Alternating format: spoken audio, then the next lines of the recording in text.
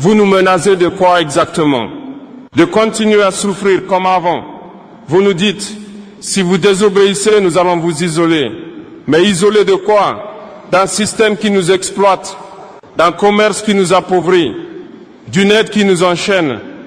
Votre isolement ressemble à une libération. Monsieur Trump, vous venez d'un pays qui a grandi en défiant un empire.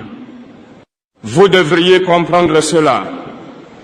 Mais quand l'Afrique fait la même chose, vous appelez cela du danger, de l'irresponsabilité ou du radicalisme. Pourquoi ce qui est héroïque chez vous devient criminel chez nous? Vous parlez d'ordre mondial, mais cet ordre n'a jamais été juste. Il a été construit sans nous, contre nous et sur nos ressources. Or, un ordre injuste ne mérite pas d'être respecté. Quand vous menacez l'Afrique, vous révélez une vérité simple. Vous avez peur de notre indépendance, pas de nos armes, pas de nos discours, mais de notre liberté de choix. Monsieur Trump, regardez bien ce qui se passe. Des peuples qui n'avaient plus rien à perdre ont décidé de ne plus rien céder.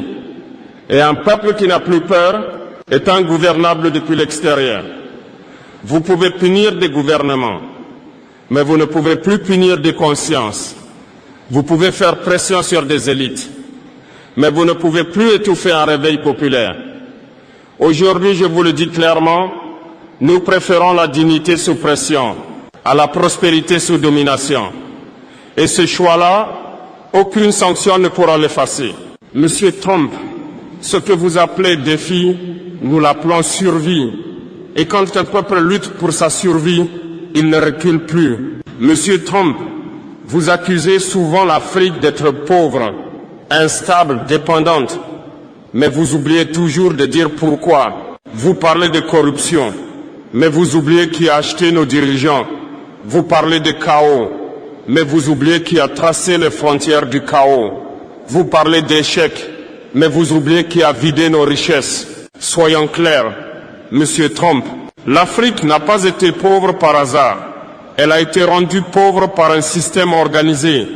Or uranium, pétrole, or cobalt, cacao, coton, tout est sorti d'Afrique. Mais la prospérité, elle est partie ailleurs. Expliquez-moi alors comment un continent aussi riche peut-il rester pauvre sans un pillage massif? Vous avez pris nos matières premières à bas prix. Vous les avez transformées chez vous. Puis vous nous les avez revendues plus cher. Et ensuite, vous avez osé nous donner des leçons